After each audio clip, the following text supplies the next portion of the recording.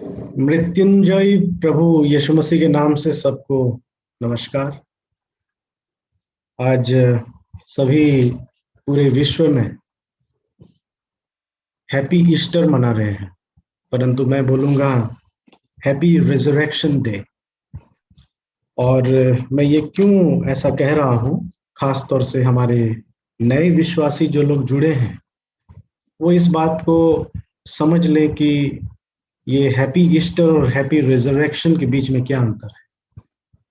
वास्तव में Easter Easter शब्द जो है वो अगर हम देखें, आप लोग भी देख सकते हैं विकिपीडिया में जाके, ये ईस्टर शब्द जो है रोमी के एक देवी जिनका नाम ईस्टरा, उनके नाम पर ये नाम को रखा गया ईस्टरा। वो ईस्टरा जो देवी है वो गॉडेस ऑफ फर्टिलिटी यानी कि उर्वरता की देवी, इस तरीके से उनको पूजा जाता था। और ऐसे ही एक समय में क्या है, बहुत ही बड़े पैमाने पर, जैसे कि केरल में ओणम मनाते हैं, तमिलनाडु में पोंगल मनाते हैं, है ना, हमारे उड़ीसा में नवान्न मनाते हैं इस तरीके से, और पंजाब में बैसाखी मनाते हैं। इस तरीके का एक बहुत बड़े पैमाने में एक क्या बोलते हैं, एक त्योहार होता है और उसमें ये देवी को पूजा जाता है। और जब रोम के लोग, जब रोम के राजा प्रभु यीशु मसीह को ग्रहण किया और मसीही बन गए, तो राजा ने अध्यादेश जारी किया, राजपत्र जारी किया कि राजा का जो धर्म होगा प्रजा का भी वही धर्म होगा। तो यहाँ पे जितने भी प्रजागण थे उन्होंने प्रभु यीशु मसीह को व्यक्तिगत रूप से अनुभव नहीं किया, परंतु क्योंकि राजा का आदेश है इसलिए उन्होंने अपना धर्म को परिवर्तन कर दिया। लेकिन उनमें जो प्रथाएं, जो प्रचलन हुआ करती थी, उसको उन्होंने नहीं छोड़ा था। और ये रिजरेक्शन, प्रभु यीशु मसीह का पुनरुत्थान को भी स्मरण करने के लिए वहां के धार्मिक गुरुओं ने एक तरकीब ढूंढा कि ये भी चलता रहे और वो भी हो जाएगा, मतलब सांप भी मर जाए और लाठी भी ना टूटे, इस तरीके का एक माहौल था।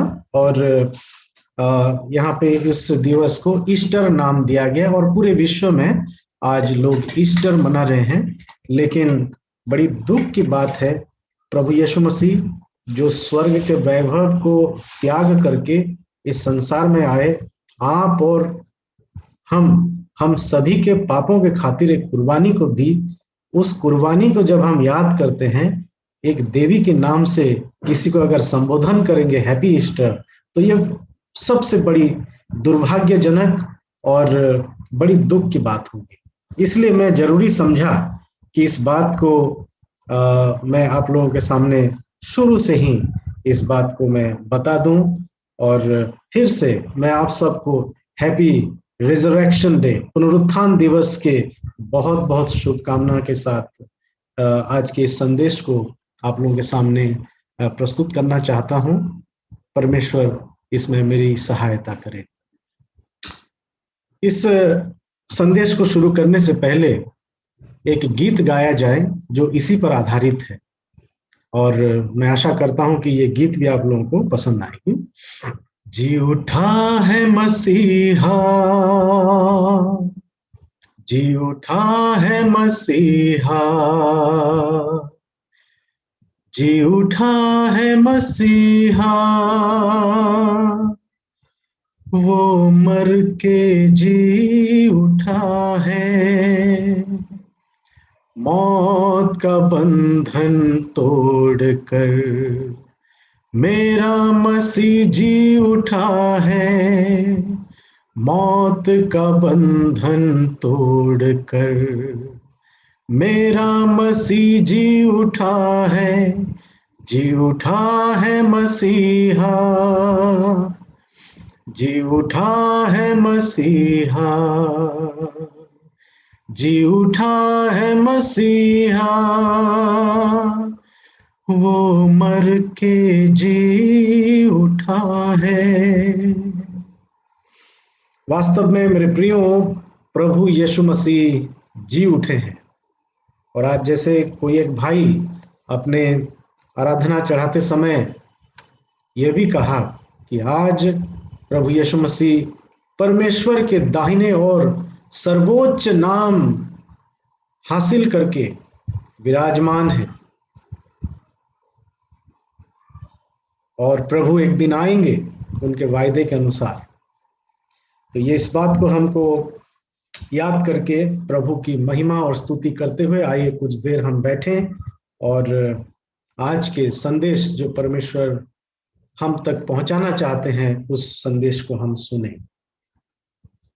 रिजरेक्शन, पुनरुत्थान, ये कोई कथा कहानी नहीं है। पुनरुत्थान एक इतिहास है। Resurrection is not a story but history. अगर हिस्टोरी को हम देखते हैं उसका स्पेलिंग क्या है? HIS, हिज, यानी कि हिज, उनका story. It is the story of our Lord Jesus Christ, who is risen from the dead and now seated on the right hand side of our God, our Father. हमारे पिता परमेश्वर के दाहिने ओर विराजमान है, सर्वोच्च नाम हासिल करके। मृत्युंजय परमेश्वर प्रभु यीशु मसीह के नाम से पुनः आप सबों को मसीह नमस्कार। और ये जो मैंने कहा, रिजरेक्शन एक इतिहास है। रिजरेक्शन एक कथा कहानी नहीं है। रिजरेक्शन कोई एक व्यक्ति के कपोल कल्पित कहानी नहीं है। उन्होंने ऐसे सोचा और लिख डाला, जैसे हम पढ़ते हैं कई जगह पे दिमाग में कल्पित कहानियों को, है ना, कंकॉक्टेड स्टोरी ऑफ पीपल। ये एक नॉवेल नहीं है, ये कोई उपन्यास नहीं है, ये कोई महाकाव्य नहीं है, ये कोई ऐसे कोई ग्रंथ में लिखा गया कोई ऐसे वाक्य नहीं है जो मतलब थियोरिटिकल हो। Practically lord Jesus Christ resurrected, प्रभु यीशु मसीह पुनरुत्थित हुए थे। और इसका प्रमाण है, इसका प्रमाण जब आप कुरिन्थियों की पहली पत्री उसका 15 अध्याय को आप पूरा पढ़ेंगे तो वहां संत पौलुस ने एक एक करके रिकॉर्ड करके रखा है कि कौन कौन इस बात को देखा है। अगर प्रभु का पुनरुत्थान हुआ है तो जरूर कोई ना कोई देखे होंगे। तो यहाँ पर हम देखते हैं कि सबसे पहले संत पौलुस लिखते हैं कि पतरस ने देखा। पतरस प्रभु का चेला जो 3 बार अस्वीकार किया था प्रभु के पकड़वाए जाने के दिन में, लेकिन वो पतरस को सौभाग्य मिला कि प्रभु का पुनरुत्थान वो देख पाए।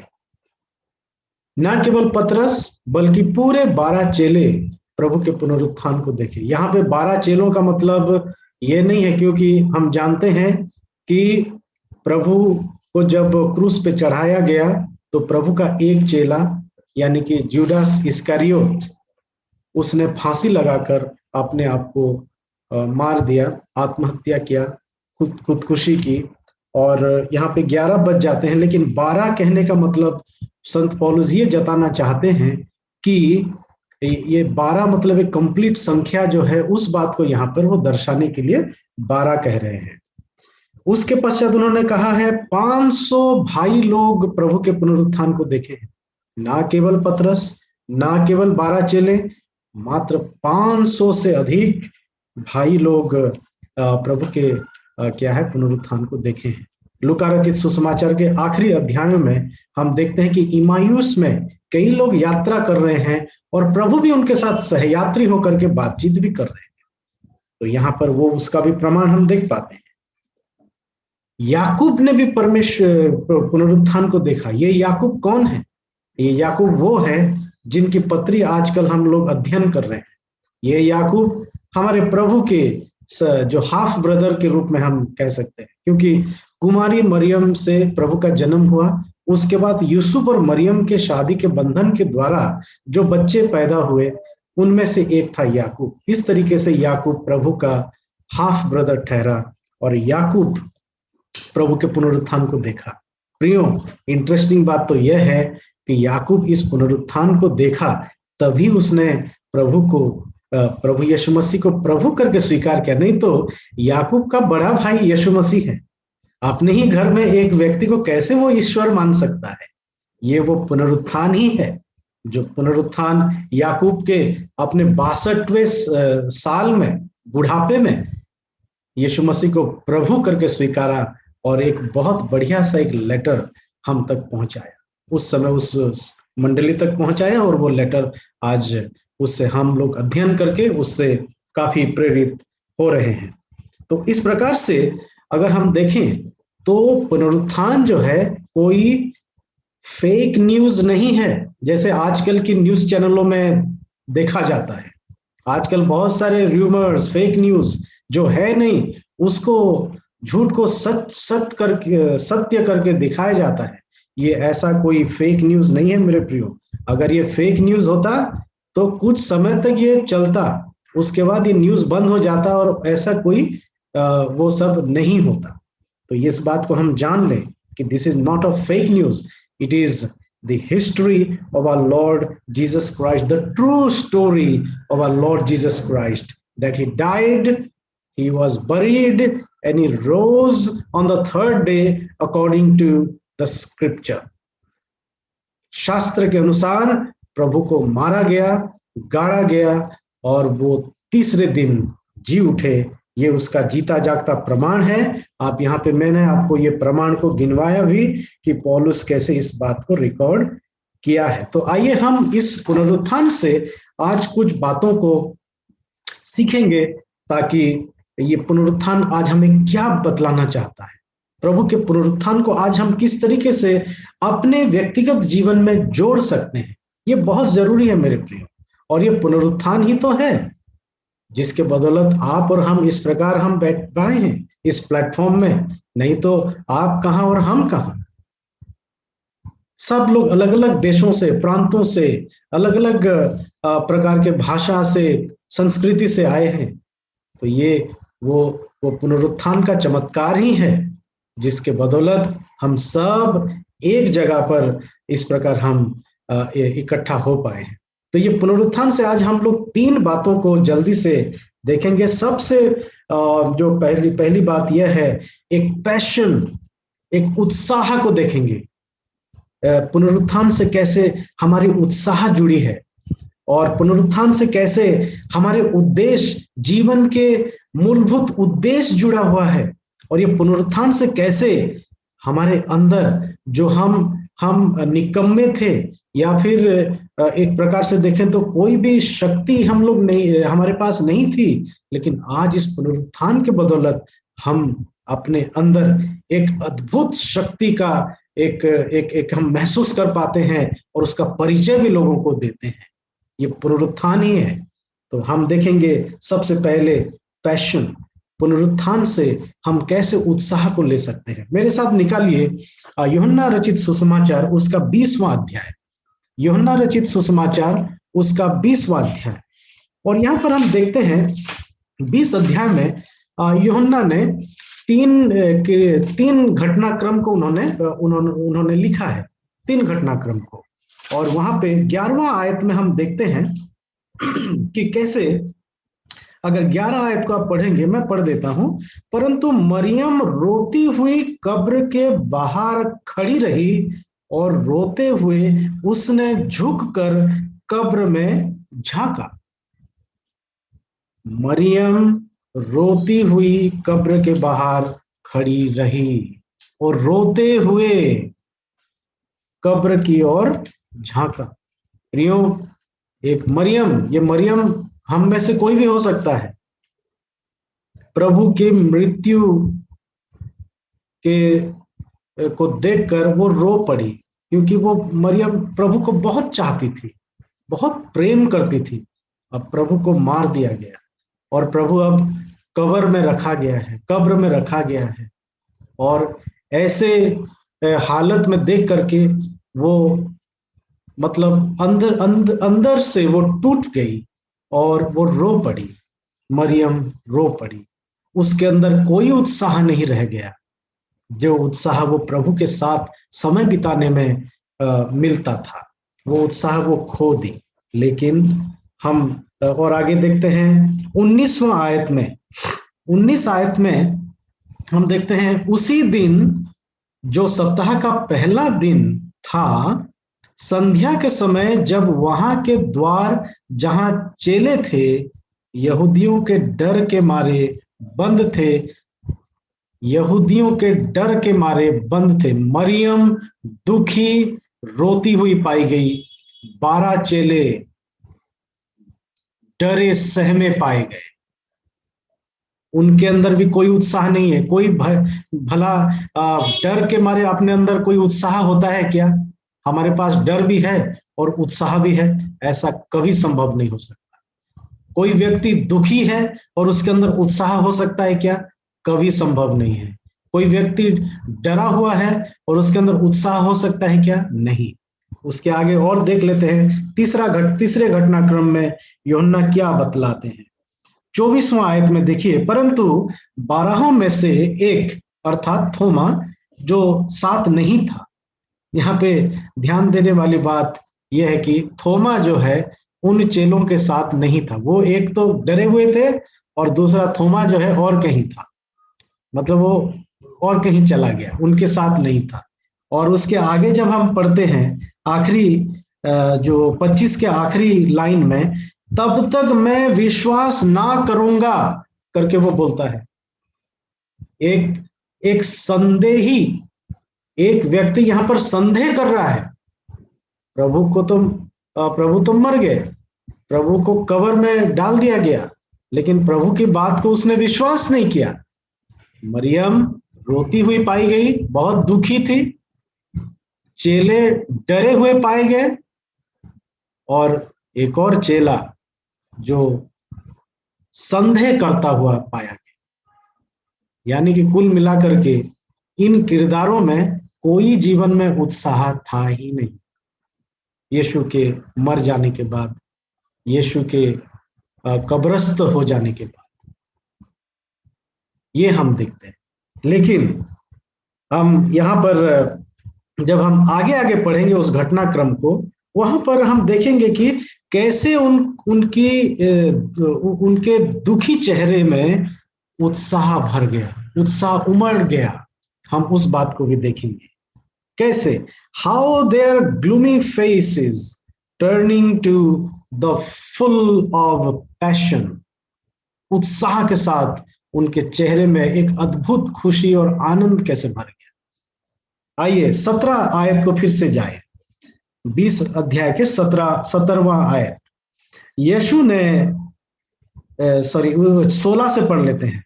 यीशु ने उससे कहा, मरियम।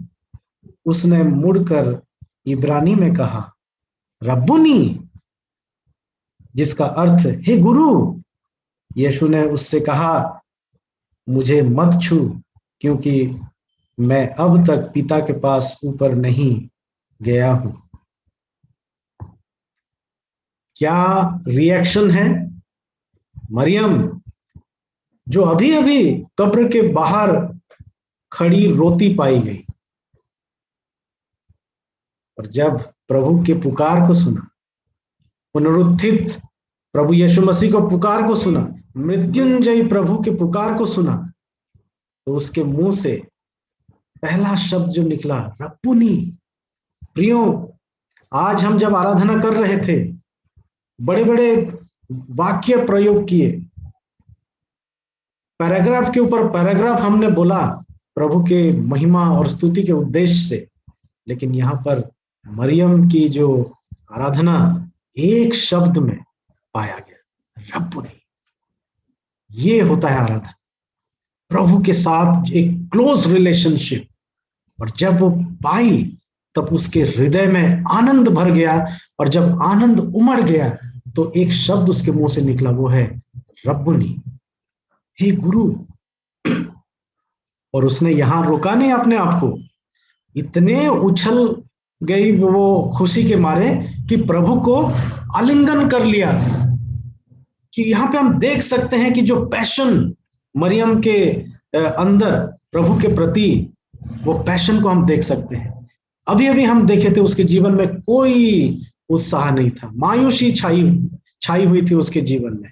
लेकिन जब प्रभु के पुकार को सुना, उसके जीवन में उत्साह से भर गया और प्रभु का आलिंगन करता। लेकिन प्रभु उसे मना कर देंगे, अभी मुझे मत छू, क्योंकि मेरा समय अभी नहीं आया है कि तू मुझे छुएगी।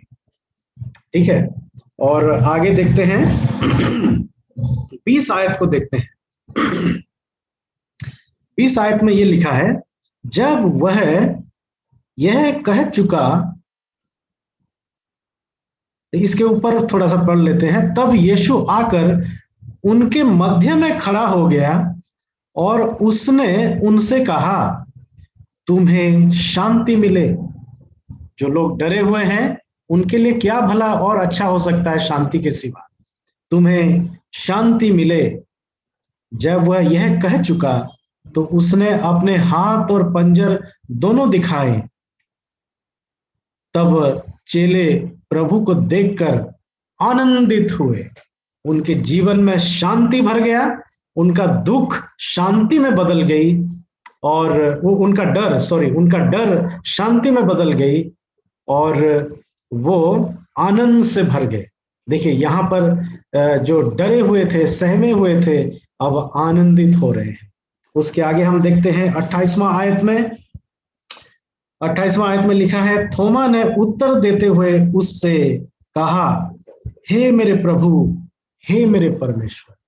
यहाँ पर मेरे प्रियो, यहाँ पर हम देखते हैं एक तरफ तो मरियम को छूने को मना किया, लेकिन ये जो संदेही थोमा, ये इसको छूने के लिए प्रभु ने अलाउ किया, क्योंकि ये बहुत जरूरी था उसके लिए, कि उसने कह दिया था कि जब तक मैं प्रभु के बेधे गए हाथ को ना छूं, उस जख्म को ना महसूस करूं, तब तक मैं विश्वास नहीं करूंगा। ऐसा उसने कहा था। उसके अंदर विश्वास, उसका विश्वास डगमगा गया था। तो यहाँ पर प्रभु उसको छूने दिया, और छूने के बाद वो अस्वस्थ हो गया।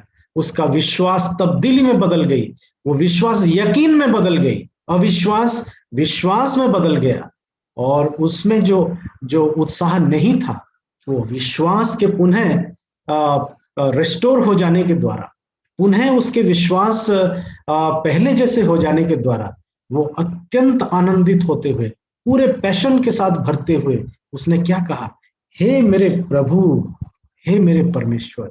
ये होता है मेरे प्रियो आराधना, जब हम अपने हृदय से प्रभु को महसूस करके एक शब्द जब निकालेंगे, ये जो उत्साह से उमड़कर जो शब्द निकलती है, उसे हम आराधना कहते हैं। और इब्रानी पुस्तक में जो भाषा लिखी गई है, उसे हम कहते हैं स्तुति रूपी बलिदान।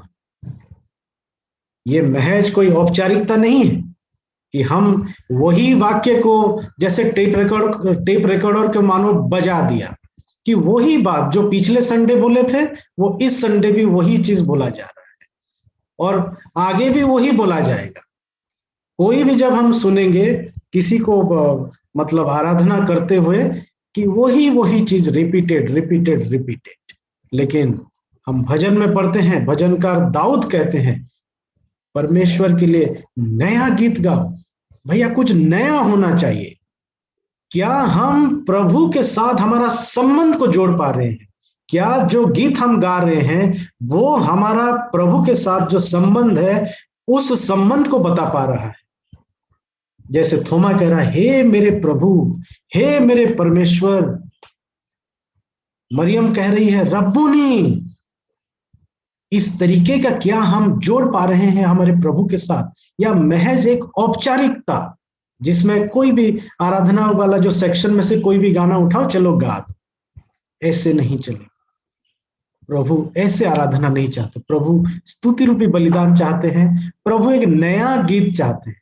नया गीत का मतलब वो गीत नहीं है कि आप अभी अभी लिखा हुआ कोई गीत गाओ, लेकिन कोई भी गीत पहले से आप प्रभु के साथ पूरे सप्ताह भर में प्रभु के साथ जो आपने संबंध बनाया, और प्रभु आपके साथ जो आप अनुभव किए, उन अनुभवों को जोड़ते हुए प्रभु को अपनी श्रद्धा चढ़ाने के लिए एक गीत को आप निकाल रहे हैं, या वचन में से कोई एक आयत को निकाल करके बता रहे हैं।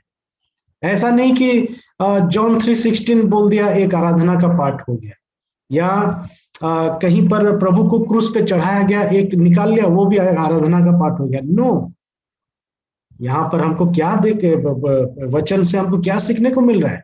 The resurrection gives us the new passion for life. एक हमारे अंदर एक नया उत्साह, अगर हमारे अंदर उत्साह है तो जरूर हमारे अंदर से जो शब्द निकलेंगे वो पावरफुल होंगे, और वो शब्द ग्रहण योग्य होगा, और वो शब्द में कोई खोट नहीं होगी, और केवल प्रभु और भक्त और ईश्वर के बीच में जो संबंध है केवल वही उसको दर्शाएगा। ये हम इसमें से हम देख पा रहे हैं प्रियो। उसके बाद हम चलते हैं, पर्पस, उद्देश्य। रिजरेक्शन से हम जीवन के उद्देश्य को कैसे जानेंगे? जैसे हम यहाँ पे ये यूहन्ना 20 अध्याय को पढ़ते हैं, यहाँ पर हम नोटिस कर रहे थे कि चेलों ने एक उद्देश्य को प्राप्त किया। प्रभु के रिजरेक्शन के बाद चेलों ने अपने जीवन में एक उद्देश्य को पाया। अभी अभी हम देख रहे थे वो डर के मारे बंद कमरे में अपने आप को सीमित रखा था। उसके बाद भी हम देख रहे थे कि चेले मछली पकड़ने चले गए थे, लेकिन अब हम देख रहे हैं कि उनके जीवन में एक उद्देश्य है। 18 आयत में हम पढ़ते हैं, उसी 20 अध्याय के 18 आयत में, मरियम मगदलिनी जाकर चेलों को बताने लगी। मरियम को एक उद्देश्य मिल गई जीवन में। अब कब्र में जाके रोती बिलकती नहीं पाई गई मरियम के जीवन में उत्साह मिला, मरियम के जीवन में उद्देश्य मिला। और वो उद्देश्य क्या है? पहले जाकर के चेलों को ये खुश खबर बताती है। 12 चेलों के जीवन में हम देखते हैं, क्या आप जानते हैं 12 चेलों के जीवन का अंत क्या हुआ? ऐसा कोई चेला नहीं था जो किसी प्रकार की भी शर्मिंदगी या राजनीतिक अपमान या मार या पथरवा या मृत्युदंड को नहीं सहा हो। ऐसा कोई अगर चेला 12 चेलों में से कोई अगर है तो मेरे को बता दीजिए प्लीज, मैं अपने आप को करेक्ट कर लूंगा। परंतु मैं जो जानता हूं, 12 चेलों के इतिहास को आप टटोल लीजिए, कैसे कैसे मौत उनको सहना पड़ा। भैया किसी ने इस प्रकार भी कहा है कि कोई मूर्ख ही होगा कि अपने मरते दम तक एक फॉल्स विटनेस करेगा और उसके लिए जीवन को भी दे दे। उनको जीवन क्यों गंवाना पड़ा? उनको मार क्यों सहने पड़े? उनको अपमान क्यों सहना पड़ा? उनको जेल में क्यों जाना पड़ा? और खुशी खुशी सह लिए। पतरस जब जेल में था तो आराम सुख चैन से सो रहा था, हम पढ़ते हैं। पौलुस आराधना के गीत गा रहा था, हम देखते हैं। ऐसा क्यों वो लोग खुशी खुशी उन चीजों को क्यों अपना रहे थे? क्या जेल जाना कोई अच्छी बात है क्या? कभी भी अच्छी बात नहीं है। लेकिन क्यों? क्या इसलिए कि ये एक र्यूमर है, प्रभु जी उठा और वो गलत खबर है और उन्होंने बस अपने आप को दिखाने के लिए? अब क्या रह गया? हम लोग तो प्रभु के साथ घूमते फिर रहे थे, और अब अगर हम ये नहीं बोलेंगे तो हमारे जीवन तो ऐसी की तैसी हो जाएंगे, लोग तो हमें और अपमानित करेंगे। इसलिए उन्होंने इस कार्य को करने के लिए ऐसा किया? नहीं, अपने जान को जोखिम में रखकर इसलिए किया क्योंकि उनको पता चला था कि प्रभु का पुनरुत्थान हुआ है वास्तव में। और जब प्रभु का पुनरुत्थान हुआ है, वही कुरिन्थियों के पहली पत्री और 15 अध्याय में एक वाक्य में संत पौलुस कहते हैं, हे मृत्यु तेरा डंक कहां? वही पौलुस फिलिपियों पत्री के 1 अध्याय के 21वां वाक्य में ये कहते हैं कि अब मेरे लिए जीना मसीही और अगर मरना है तो वो लाभ है। ये कहते हुए हम पाते थे। तो इन चेलों के अंदर एक उत्साह और इन चेलों के अंदर अब एक उद्देश्य आ गया। क्या हुआ? वो मरते भटकते जीवन के आखिरी श्वास तक उन्होंने ये कहना कभी नहीं छोड़ा कि प्रभु यीशु मसीह को मारा गया, गाड़ा गया और शास्त्र के अनुसार वो तीसरे दिन जी उठे और हमारे लिए स्वर्ग का मार्ग प्रशस्त किया। ये वाक्य बोलने में कभी कतराए नहीं। आज उन 12 चेलों के बदौलत पृथ्वी अपसाइड डाउन हो गया। आज हम देखते हैं, भले ही लोग इस बात का इनकार कर रहे हो, लेकिन आज हम देखते हैं पृथ्वी के इतिहास, इस संसार के इतिहास को दो हिस्से में बांट दिया गया, ईसा पूर्व और ईसवी। अगर हम कोई कैलेंडर देख रहा है 2021वीं सदी, तो उसको सन ये 2021 ईसवी कहते हैं। मतलब ईसा के आने के 2021 साल हो गए, ऐसे गिना कैलेंडर भी गवाह दे रहा है। प्रियो, ये कैसे संभव हो पाया? रोमन साम्राज्य को उन्होंने पलट दिया, यहां तक कि राजा को भी प्रभु यीशु मसीह को स्वीकारना पड़ा, और राजा के आदेश से बाकी लोग भी उसके चलते हो गए। लेकिन ऐसा होना नहीं चाहिए। सही मायने में देखा जाए तो प्रभु को, यीशु मसीह को अपने उद्धारकर्ता के रूप में जो ग्रहण करता है वही मसीह बनता है। डर और तलवार के नोक पर कोई मसीही नहीं बनता, प्रलोभन के आड़ पर कोई मसीही नहीं बनता। ये तो उत्साह और जीवन के उद्देश्य को बहुत अच्छे रीति से बताने के लिए, और जो उसमें से मुकर जाता है, ये मानो कि ना उनके जीवन में उत्साह था, ना उनके जीवन में उद्देश्य है, वो तो केवल एक धारावाहिक जीवन को जी रहे हैं। लेकिन जो ये स्रोत के विपरीत अपने आप को, पानी के विपरीत अपने आप को क्या है, संतरण करते हुए जाता है, वो ही सही विश्वासी कहलाता है। यहाँ पर हम 12 चेलों को भी उस प्रकार करते हुए देखते हैं। परमेश्वर पिता ने हमें हमारे जीवन में एक उद्देश्य दिया है।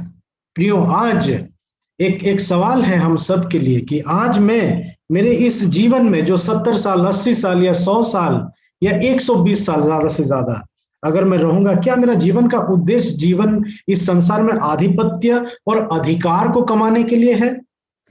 उसने मेरे को ऐसा कह दिया, वो जानता नहीं कि मैं कौन हूं, ये अधिकार हो गया, आधिपत्य हो गया। क्या ये सब कमाने के लिए महज हम इस संसार में हैं, कि प्रभु का पुनरुत्थान हमारे जीवन में एक उद्देश्य को दिया है? और उद्देश्य क्या है? कि प्रभु ने जो उद्देश्य दिया है, कि प्रभु ने हमें बनाया, उनके लिए बनाया। और हम देखते हैं इफिसियों के पत्री 2:10 में कि यीशु मसीह में संसार के उत्पत्ति से पहले से भले काम करने के लिए परमेश्वर ने हमें सृजा, और वो भला काम क्या है? What is that good work? The good work starts with good news. और वो गुड न्यूज क्या है? प्रभु यीशु मसीह जिंदा है। गुड न्यूज क्या है? प्रभु यीशु मसीह जिंदा है। क्या हमारे जीवन में ये उद्देश्य है? Then we come to the power of life. ये रिजरेक्शन हमारे जीवन में कैसे पावर देती है, ये हम देख सकते हैं। एक सवाल है कि अरे यीशु मसीह तो इस संसार को एक आशा देने के लिए आए थे, जगत को एक आशा देने के लिए आए थे, वो तो क्यों मर गए? ऐसा एक सवाल कोई पूछ सकता है। कभी कभी हम निरुत्तर हो जाते हैं, कभी कभी हम इस सवाल को समझ नहीं पाते हैं, और इस सवाल को कैसे डील करना है वो भी हमें समझ में नहीं आता है। कई जो पंडित लोग हैं, वो लोग क्या है, ऐसे हमें उलझा देंगे सवालों के उलझनों में कि हम उससे उबर नहीं पाते हैं, और फिर हमारे अंदर मायूसी छा जाएगी। हम अपने आप को शक्ति भेद समझेंगे और कुछ नहीं कर पाएंगे। अगर ऐसी बात है मेरे प्रियो, तो रोमी के पत्री 8 अध्याय 35 से 39 जरूर पढ़ें, जहां पे लिखा है कि प्रभु यीशु मसीह के प्रेम से हमें कौन अलग कर सकता है। और पौलुस जैसे कह रहे हैं कि मृत्यु के ऊपर हमारा विजय हुआ है, और हम पौलुस के साथ कह सकते हैं, हे मृत्यु तेरा डंक कहां? आज पौलुस के समान क्या हम कह पाएंगे कि आज हम मरेंगे, इस शरीर को हम छोड़ रहे हैं, लेकिन प्रभु हमें एक नया शरीर देगा, और वो नया शरीर के साथ हम स्वर्ग में हमेशा के लिए अनंत जीवन को हम बिताएंगे, अनंतकालीन समय तक प्रभु के साथ हम बिताएंगे।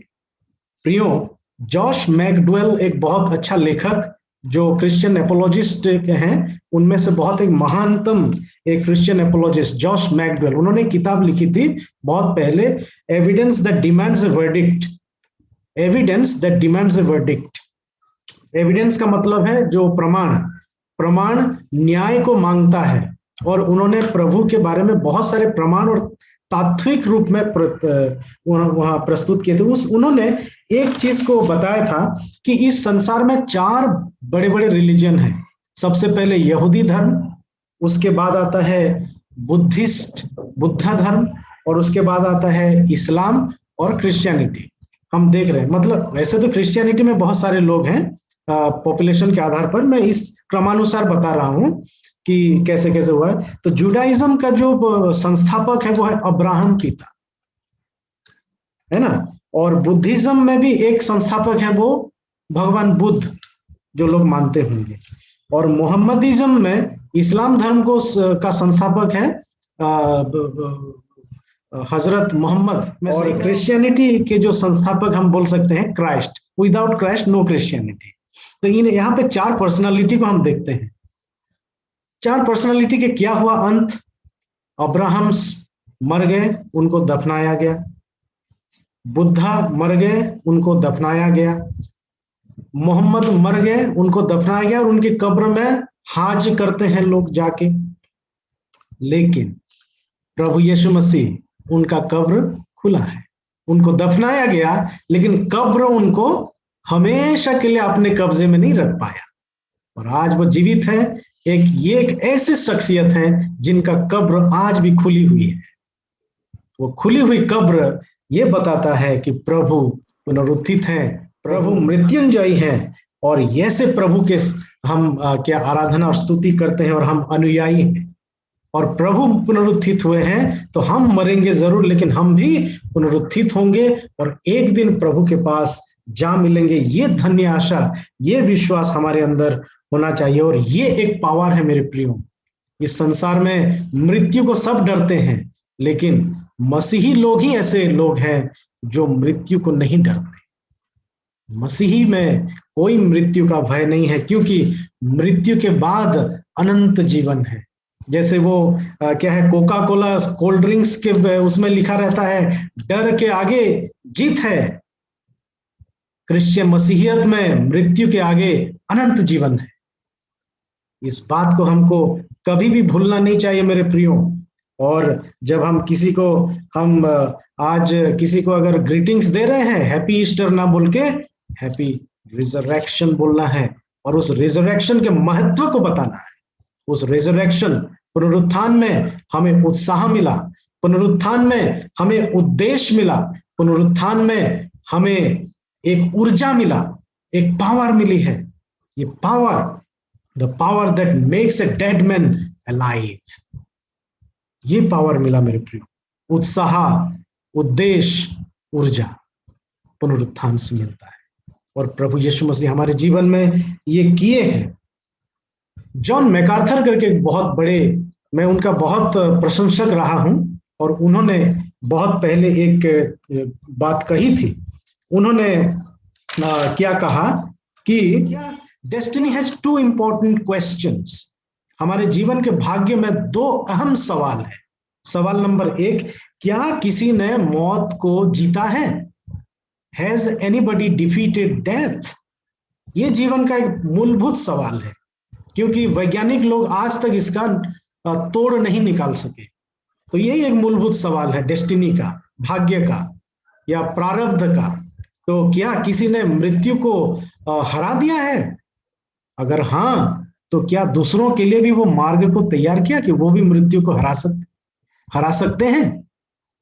ये जॉन मैकार्थर का सवाल था। इस सवाल का जवाब हम हाँ में, हाँ और आमीन में पाते हैं हमारे प्रभु यीशु मसीह में। Our Lord Jesus Christ defeated death and he is made way for us to defeat death.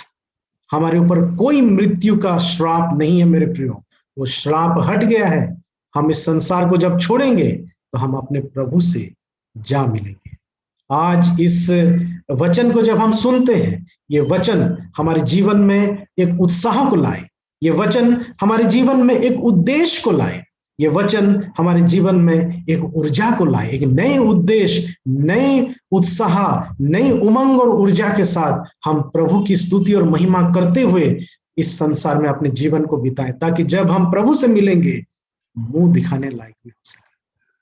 प्रभु के नाम की स्तुति हो, आमीन। बहुत बहुत धन्यवाद मुझे धैर्यपूर्वक सुनने के लिए।